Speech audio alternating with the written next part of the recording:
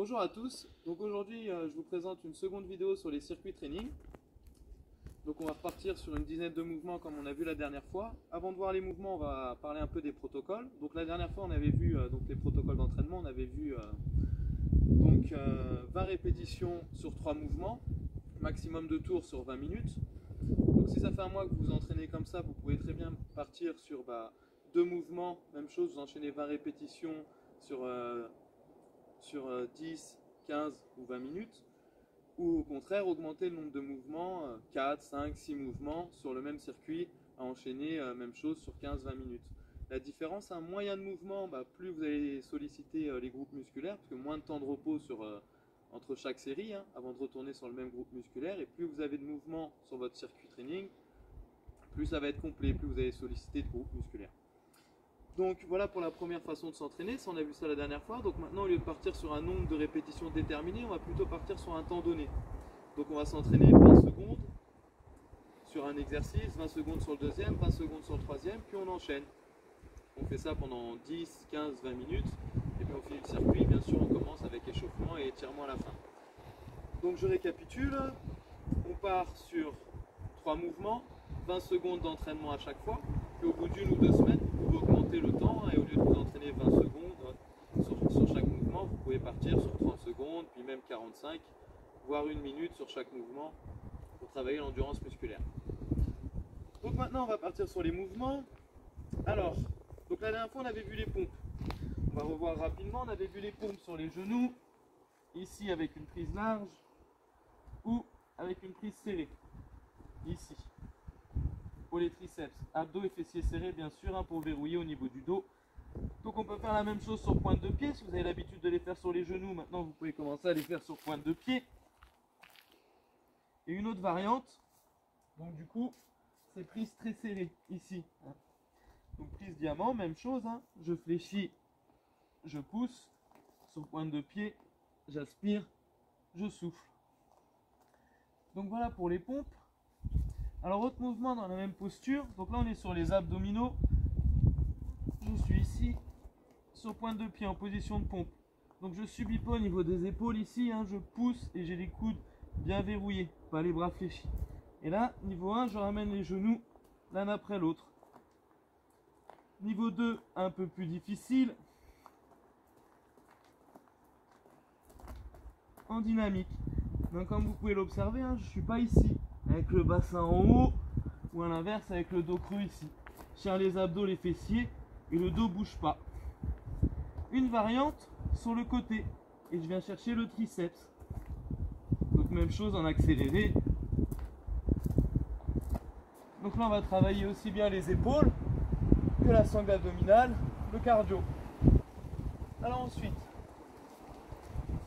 on va voir le gainage oblique. Donc pour le gainage oblique, même chose, plusieurs variantes. On commence par la plus facile. Genou fléchi. Je fais une belle ligne droite qui part du genou à l'épaule. Je contracte les fessiers. Et là, je pousse sur le coude. Ici. Donc niveau 1. Donc je cherche à tenir la posture. Là, c'est du statique. Une vingtaine de secondes ou 30 secondes en fonction de comment j'ai agencé mon circuit. Niveau 2 ici. Je peux tendre le bras, resserrer l'omoplate dans le dos. Niveau 3, je me mets sur pointe de pied. Ici. Niveau 4, un peu plus dur. On peut partir là. Une autre variante ici. Là, je vais solliciter le fessier. Bien sûr, si je travaille côté gauche, je vais venir faire la même chose de l'autre côté. Hop, donc sur les genoux. Ici. Ici, là, ou là. Donc voilà pour le gainage. Alors quel autre mouvement on va pouvoir rajouter? Alors, pour les squats, on avait vu les squats classiques la dernière fois, donc ici. Là on va venir ouvrir davantage pour venir travailler les adducteurs, l'intérieur de cuisse.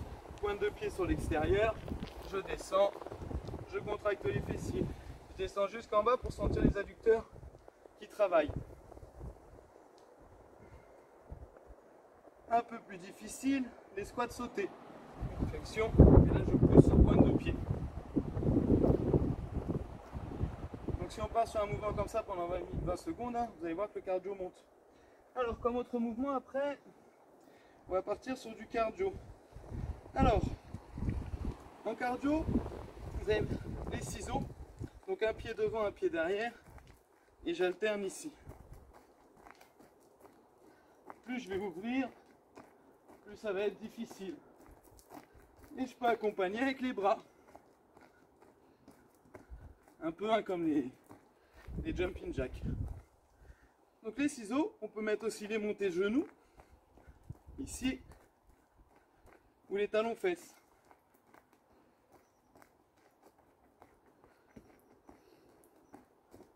Donc voilà pour les mouvements cardio qu'on peut rajouter dans le circuit. Par exemple 20 secondes de pompe, 20 secondes de talons fesses, 20 secondes de squat sauté. On enchaîne ça pendant 10 minutes, 15 minutes ou 20 minutes. Alors, on a pratiquement fait le tour des mouvements. C'est vu, c'est vu.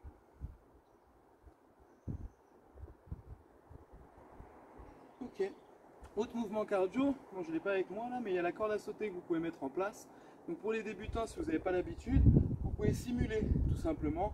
Je saute sur place, hop, et je rajoute le mouvement de corde à sauter. Et puis progressivement, je vais chercher à rajouter la corde à sauter sur le mouvement.